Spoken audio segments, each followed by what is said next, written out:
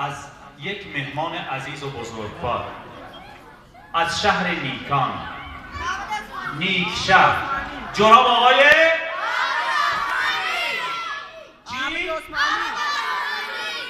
عابد عثمانی.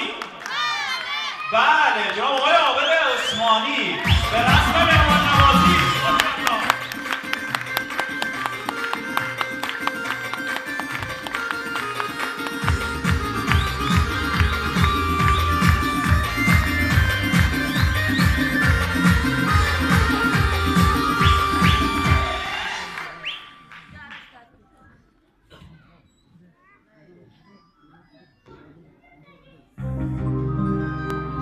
Padakayant va shiruj,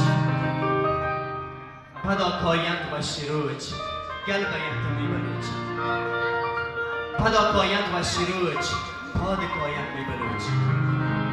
To baluj, man baluj, ma baluj, ma baluj. Devati dastan mani dast, ki ravant isyanuj. به افتخار بلوچان یک دست بزنید. خب باز وشحال میشه که ایشه بیان در خدمت شما عزیزانون یک افتخاری واقعا در حضور سرامانی عزیز بیگ این که دکلمه که اجرا بود آهنگ ما بلوچینه که انشالله قرار خارج از کشور اجرا بید. ما دوست داشتیم که اجرا کنم ولی استاد دوریده اجازه نداد. انشالله خارج از کشور به نام بلوچ، به نام این لباس پاک اجرا بید و به افتخار بلوچ بودن یک دست مکمل.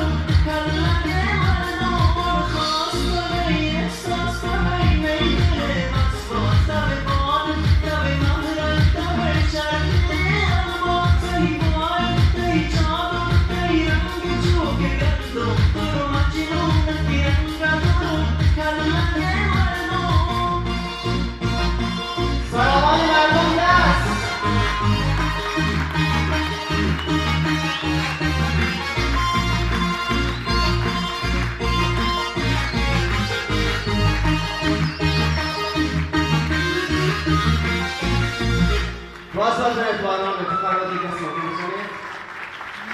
خب دوشی یک دوستان حتی چند دوستان سفارش داده که آهنگ قدیمی بلمنابیافا اجرا کنید. اگر موافقی دست بزنید. مرسی.